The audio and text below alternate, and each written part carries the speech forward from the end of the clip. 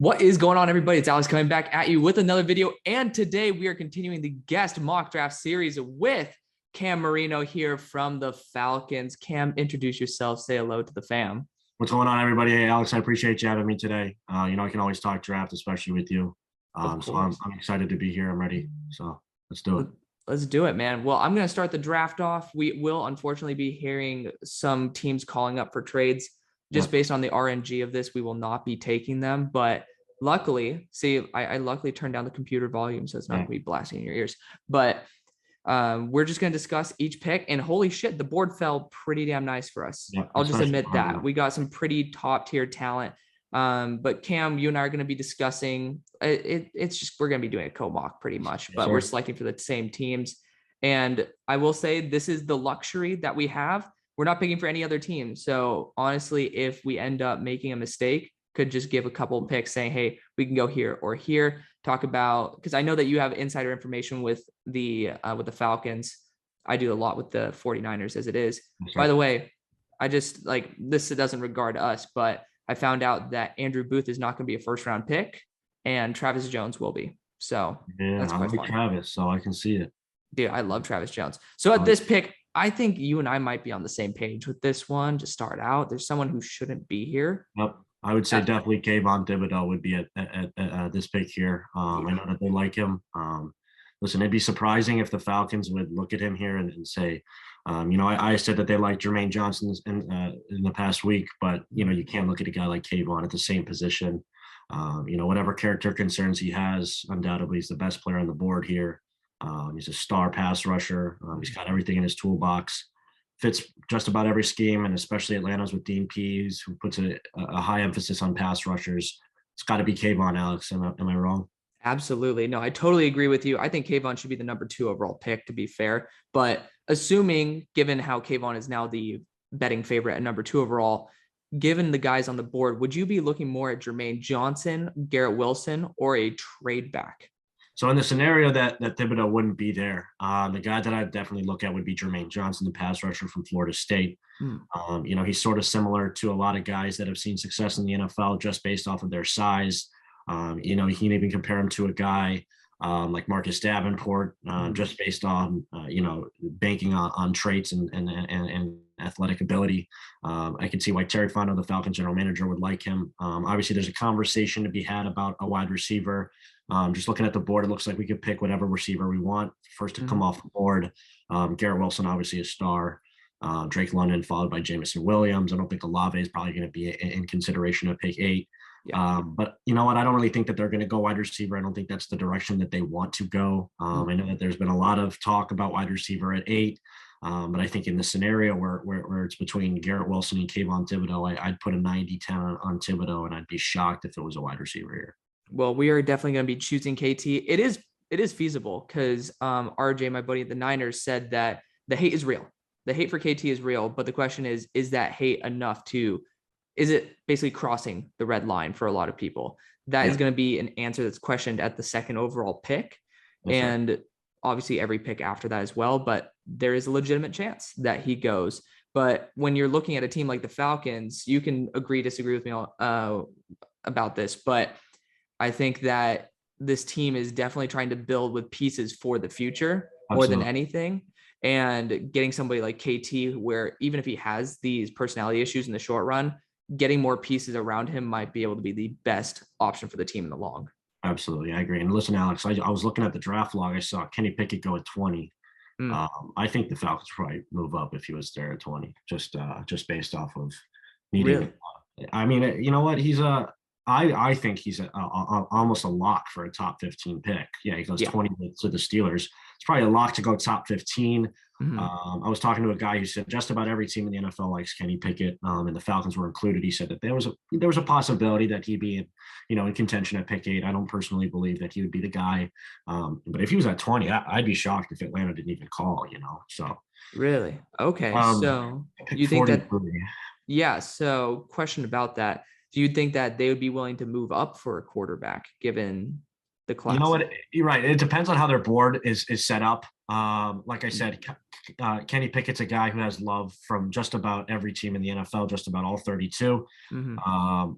and I don't think the Falcons are in a position to, bank on Mariota being, the franchise quarterback down the road.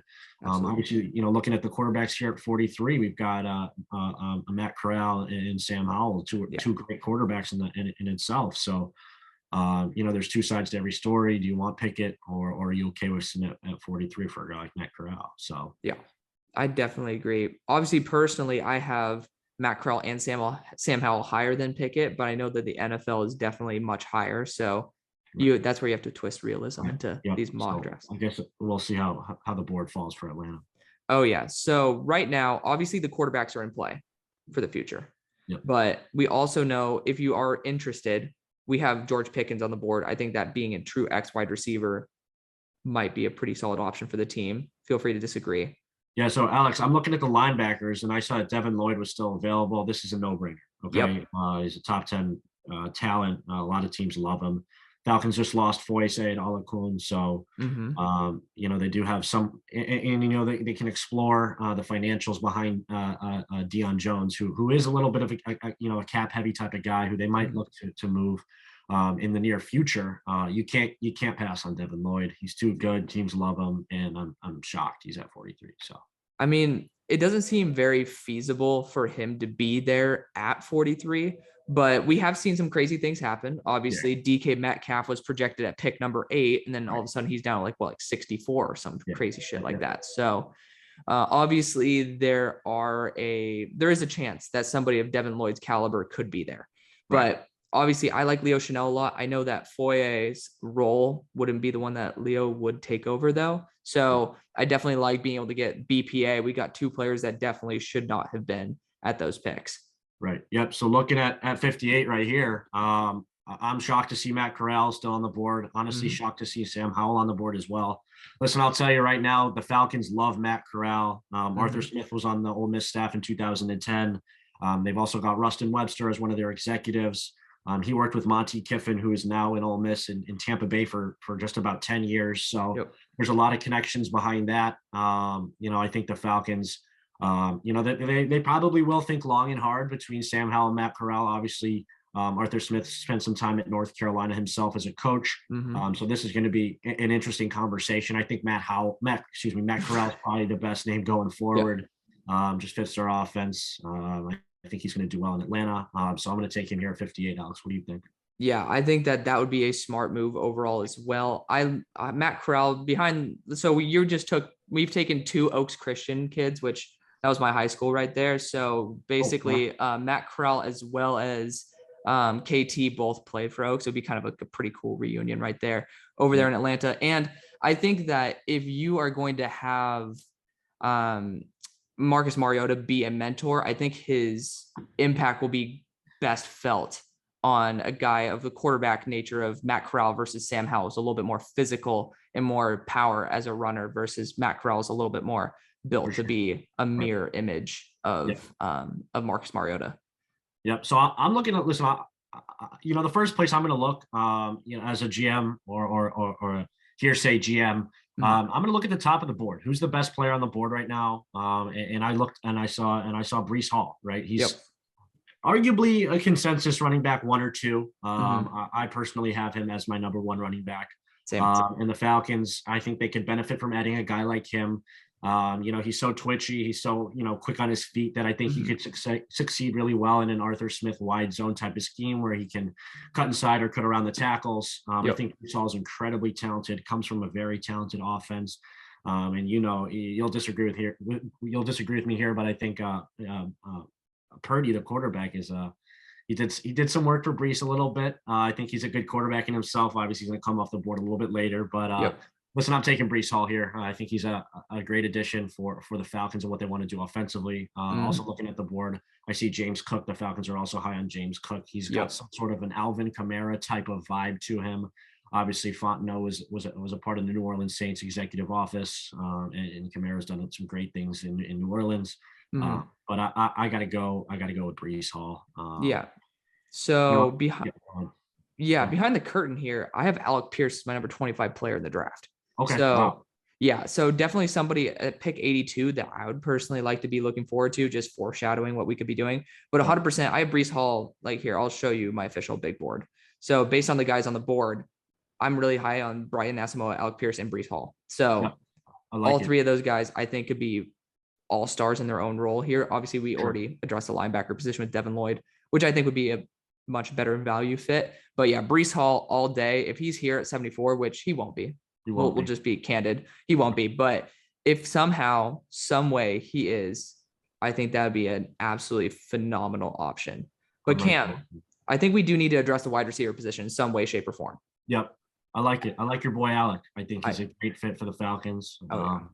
Listen, Arthur Smith was talking a lot with Luke Fickell at their pro day. Some could say it was for Desmond Ridder. Others could argue for Alec Pierce. And I agree with you. I think he's a great receiver in himself. So the Falcons obviously need receivers. You don't need me to tell you that. So a lot of the guys I like on the board. I like the kid from South Alabama, Khalil Shakir. I did some film review on him. I posted on my Twitter. I like him a lot as well. Listen, I'm right there with you. I'm okay with Alec Pierce at 82. In fact, I'm probably more than okay with that.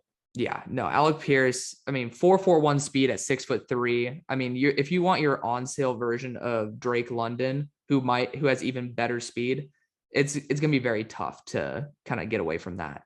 And I mean, this is a very shitty comp. I'm just gonna say it right now, but you look at the size and speed, and honestly, the will after the catch, it does give you some, like, if you go to the Dollar Tree's clearance crap section version of Julio Jones, you get somebody of an absolutely amazing size, speed, and then after the catch combo with some amazing hands. Like, for that value, again, that's why he's number 25 on my board. But I love him to death. At this pick, though, I want to bounce some ideas off of you. I want to see who's on the board first. So you got some really honestly, down the board, there's going to be some really good guys like Ja'Tyre Carter. If you want to add some extra offensive line depth, I love Ja'Tyre Carter, just between you and me. Zach Tom's been getting some hype as well. I know that you guys just extended the left tackle, right, Matthews? Yep.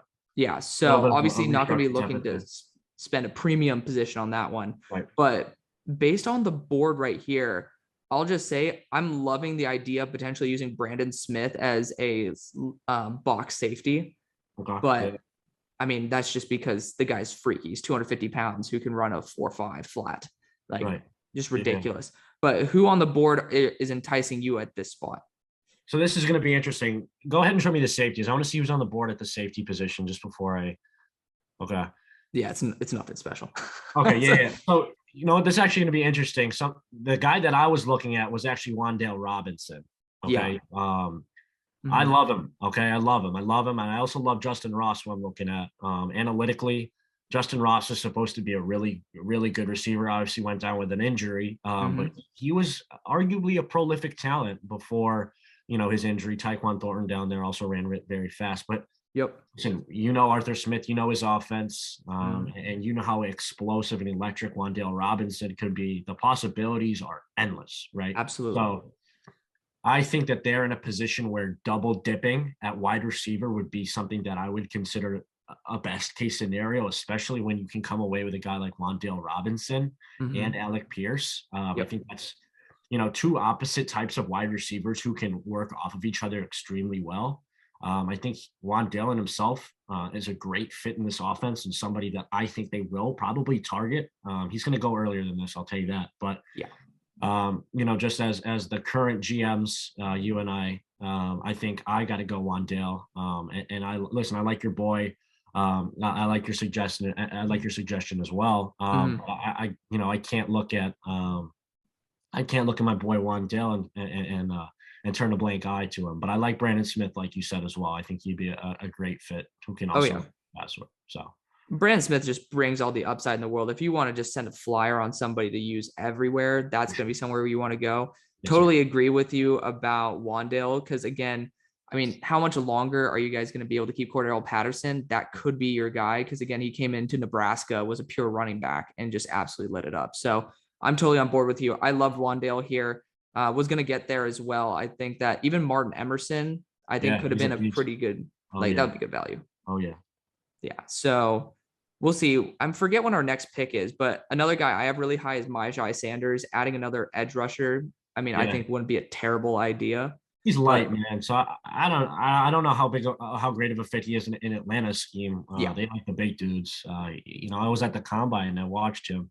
Very, very thin frame. mhm. And there's guys that have seen success with thin frames before, but I think Dean Pease likes the type of mauler guys. Yeah, So we'll yeah, see.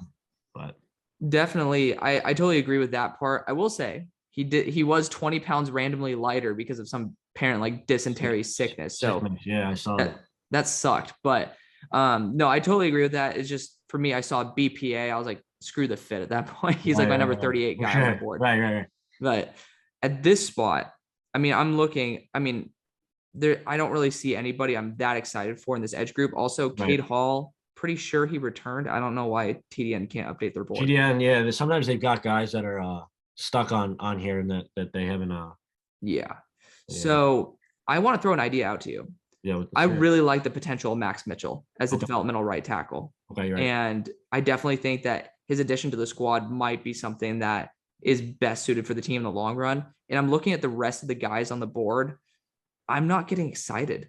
Man. You got Tariq Castrofield and Kalen Barnes here. If you want to take Kalen Barnes, honestly, we could play against the board and get him later. But like Kalen Barnes would be a great understudy to Casey Hayward, I would assume. Like if you want to have someone be a corner 4, corner 5, and just hope they produces.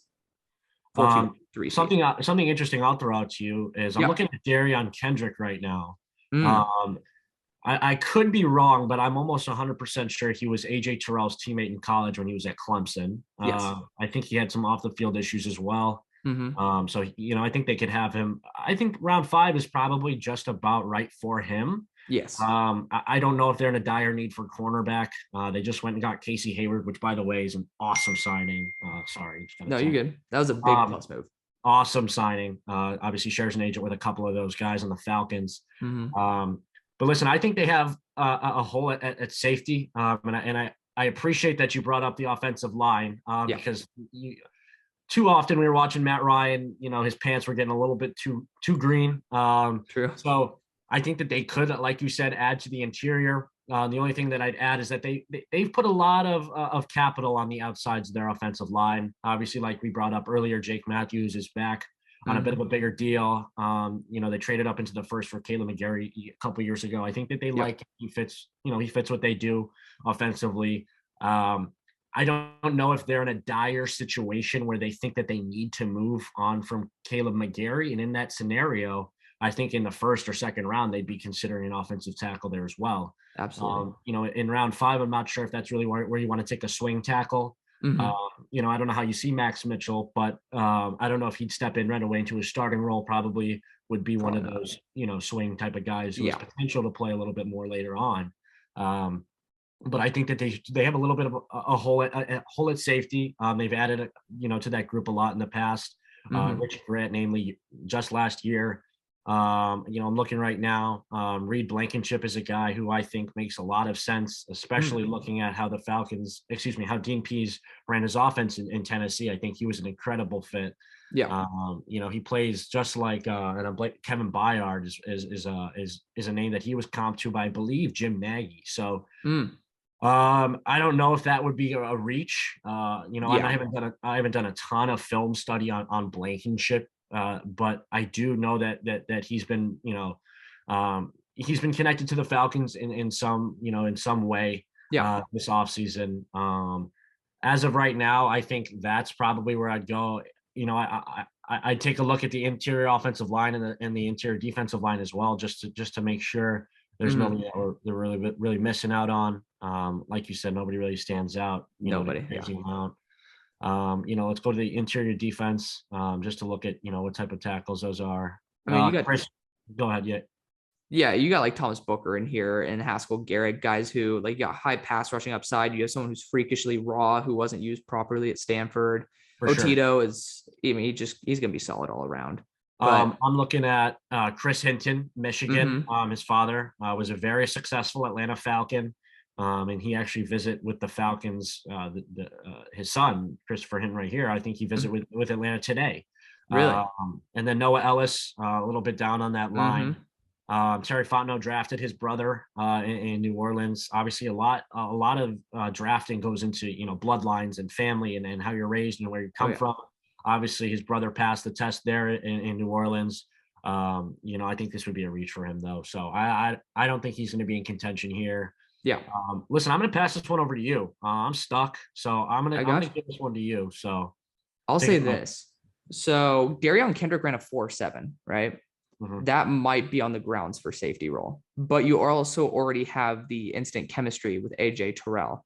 I think combining both of those skill sets might be the best case scenario for the 5th round. I'm game. Yep. Absolutely. Let's do it. I love that as well. And then of course, Cam, this is why I brought you on. You have all these amazing facts that obviously someone who's studying more players and not the draft history of a team doesn't know exactly about Noah Ellis, his brother, being drafted by Fontenot. I got too much free time. That's it. Too much free time. Your free time that you spend on that is our free time that we spend on guys who are in the 5th and 6th round. So we work together. We work together on this stuff. Yes, sir. So yes, I mean, so far this draft's been falling pretty damn well. Our draft has been phenomenal. I think this. Listen, induct Terry Fontenot into the Hall of Fame if he can pull this away. Honestly, though, I mean, hell, do we just pick up Matt Ariza to get like the super squad going? Just to get P1, right? I swear, right? So this spot, we've already addressed the DB spot, which kind of sucks because I love Tariq Castro-Fields as well.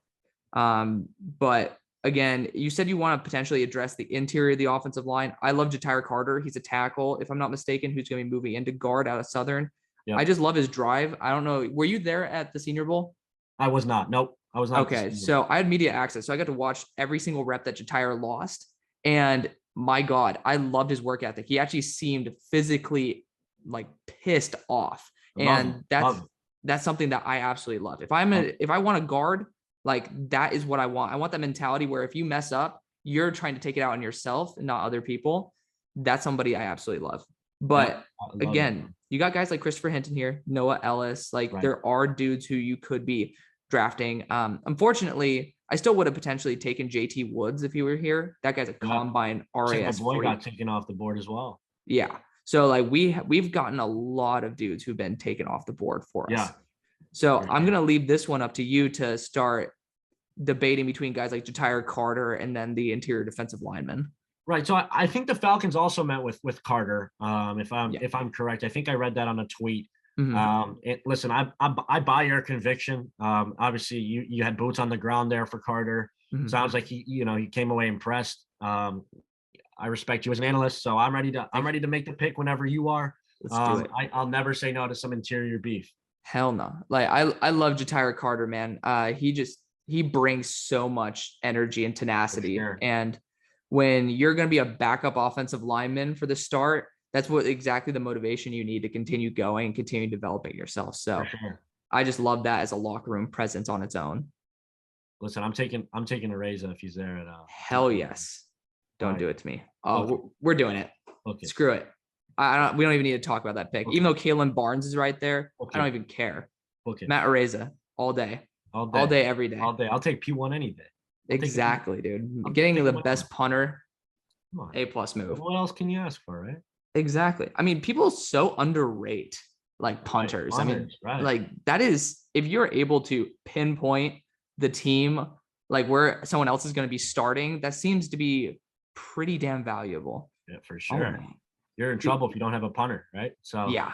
I mean, I was hoping Kevin Austin. I don't know if we have another pick, but I was hoping Kevin Austin would have fallen out. He's definitely not going to. That's you're at the combine. That's the guy who is pretty much with Calvin Austin for all the top of the all the athletic stuff. Big fan of what he could bring to the table. Listen, the one thing I got to add is that at the end of the draft, some of those guys that are going to go undrafted are very good football players, and that speaks a lot to this class, right? So a lot of the personnel execs this year are going to have their plates full with the guys that are not going to get drafted but are certainly good enough to. So I love this. I love our picks. I love every one of them. This is a dream scenario for Atlanta, I'll tell you that. This really is. So just to recap it, we got our official commander of the defense going to the future, KT, along with Devin Lloyd, which could be he's a short term for Foye, but then probably like a long term for he's their middle linebacker. Yeah, he's the true Mike right there. potentially the quarterback of the future there as well. I love that we waited until the second round because, again, it's a second round pick. The value is not extremely high. And then you potentially are getting your franchise quarterback also. That's a cheap ass deal. Right. And you get Breece Hall, true RB1. This would never happen. I Never. Think never. You're never going to get Wandale at 114. But listen, in this scenario, I'm not going to be the one to say no. So listen, the draft is crazy. We have absolutely no idea what's going on. So this could be possible. The chances of it are very low. Well, so, you know what else is possible is me driving a Tesla, and it's not realistic. So maybe in the future. You never know. Listen, we'll see. Fingers crossed. All right, everybody. Well, thank you, Cam, for coming on. Thanks, you guys all for watching. And Cam, I'll let you do the outro. Yeah, so I appreciate you having me, Alex. I had a blast. Obviously, if this happens next Thursday, I'm going to be on here a lot more often to talk about the Falcons and how and what players they can add. So it happens again. But I appreciate you having me. I'm Marino NFL on Twitter. I'm always posting. I'm always on Twitter, always doing some research. I had fun today. Obviously, give my boy Alex a follow. Always doing work. He's one of my good friends, and I respect him a ton. So, Alex, listen, man, I appreciate you. We'll be in touch as always. Of course. Thank you, Cam. You guys have a good one, everybody. Yes, sir. See ya.